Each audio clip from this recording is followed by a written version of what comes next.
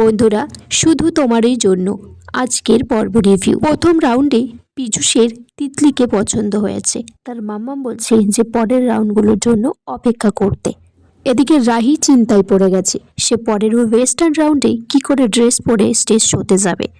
তখন রাহুল ফোন করেছে, তিতলির ফোনে ফোন বাজছে। রাহি ফোনটা ধরলে রাহুল বলছে, আমি একটা শাড়ির দোকান থেকে ফোন করেছি, আমার এখানে শাড়ি পাওয়া যায়, জিন্সও পাওয়া যায়। সেই কথা শুনে রাহির মাথায় একটা বুদ্ধি এসেছে যে জিন্সের উপর শাড়ি পরবে। এদিকে ওয়েস্টার্ন রাউন্ডের জন্য রাহিকে বারবার স্টেজে ডাকা হচ্ছে। তখন তিতলি ভাবছে যে দিদিভাই এখনো আসছে না কেন। ও বুদ্ধি করে মাথা ঘুরে পড়ে যায় স্টেজে। তখনই সেখানে রাহি এন্ট্রি নিয়েছে। জন তার মাকে বলছে যে এই শোতে একজনও জিতবে না, তাদের আমেরিকা যাওয়ার স্বপ্ন পূরণ করতে দেব না। রাহুল তারপর সেই রিসর্টে আসে যেখানে ফাংশনটা হচ্ছে। সে তিতলির ছবি ফোনে দেখিয়ে সবাইকে বলছে যে এই মেয়েটিকে দেখেছেন এখানে। তখন কেউ বলছে না। ওয়েস্টার্ন রাউন্ডের জন্য রাহি আর তিতলি দুজনেই পাশ করে গেছে। সেটা শুনে জন আর তার মা সেখান থেকে রেগে উঠে চলে যায়। এদিকে তিতলি বলছে, এই ইংরাজি ভাষাটা কে যে বলতে বলেছিল, খুব কঠিন, বাংলা কত মিষ্টি ভাষা। তিতলি বলছে পীযূষ যেন আমাকে পছন্দ করে, আমি ওকে বিয়ে করে আমেরিকা চলে যাব। রাহি বলছি, আমারও মনে হয় পীযূষ তোকে পছন্দ করে, তোকেই বিয়ে করতে চাই। তিতলি বলছে, সত্যি বলছিস দি ভাই তুই? বলছে হ্যাঁ। তারপর পীযূষের মা তিতলিকে প্রশ্ন করছে ইংরাজিতে, কিন্তু তিতলি তো ইংরাজি ভালো বুঝতেই পারে না, সে ঠিকঠাক করে উত্তর দিতে পারছে না। ওদিকে রাহিকেও প্রশ্ন করছে, রাহি তো বেশ ভালো করে উত্তর দিয়েছে। পীযূষের মা পীযূষকে বলছে যে তোকে বলেছিলাম না, সামনাসামনি প্রশ্ন না করলে বোঝা যায় না, কি প্রশ্ন করলাম আর কি উত্তর দিল। পীযূষ বলছে, মা এই শোতে একটা স্ট্রেস থাকে, চিন্তা থাকে, তাই হয়তো বলে উঠতে পারিনি। জন তারপর সেখানে এসেছে।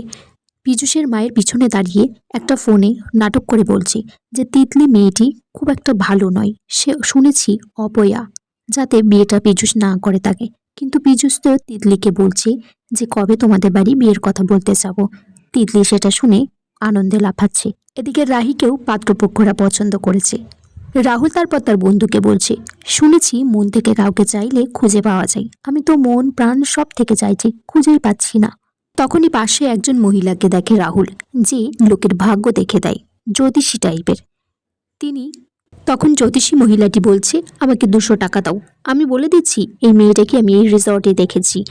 রাহুল বলছে, আর একটা কথা জানতে চাই, আমার কপালে কি প্রেম টেম বা কোনো মেয়ে আছে? মহিলাটি বলছে, হ্যাঁ আছে, তোমার তো 2টো প্রেমিকা। রাহুল বলছে, কি বলছেন উল্টোপাল্টা এসব। বন্ধুটা তারপর রাহুলকে সেখান থেকে নিয়ে যায়। এদিকে ফাইনাল লিস্টে রাহির নামটা এসেছে, তিতলির নামটা সেখানে নেই। তিতলি তারপর দুঃখ পেয়ে কাঁদতে কাঁদতে বাড়িতে চলে যায়। রাহিকে তার মা বোঝাচ্ছে যে তোকে তো আমেরিকা যেতেই হবে, কিন্তু রাহি বলছে এটা তো আমার স্বপ্ন ছিল না, এটা তিতলির স্বপ্ন ছিল, তাই জন্য তো আমি এই কম্পিটিশনে নাম দিয়েছিলাম।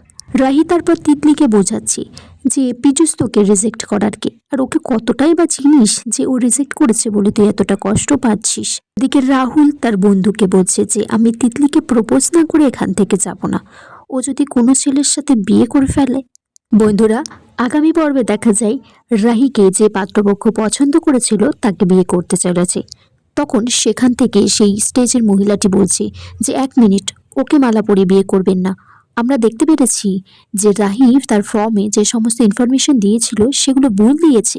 রাহিকে তারপর এই কম্পিটিশন থেকে বার করে দেওয়া হয়। বন্ধুরা, আজকের পর্ব এখানেই শেষ হয়ে যায়। তোমরা কমেন্টস করে জানিও কেমন লেগেছে আজকের পর্বটা। আর এই পর্বটা ভালো লাগলে কমেন্টস করো, লাইক করো, সাবস্ক্রাইব করো চ্যানেলটিকে।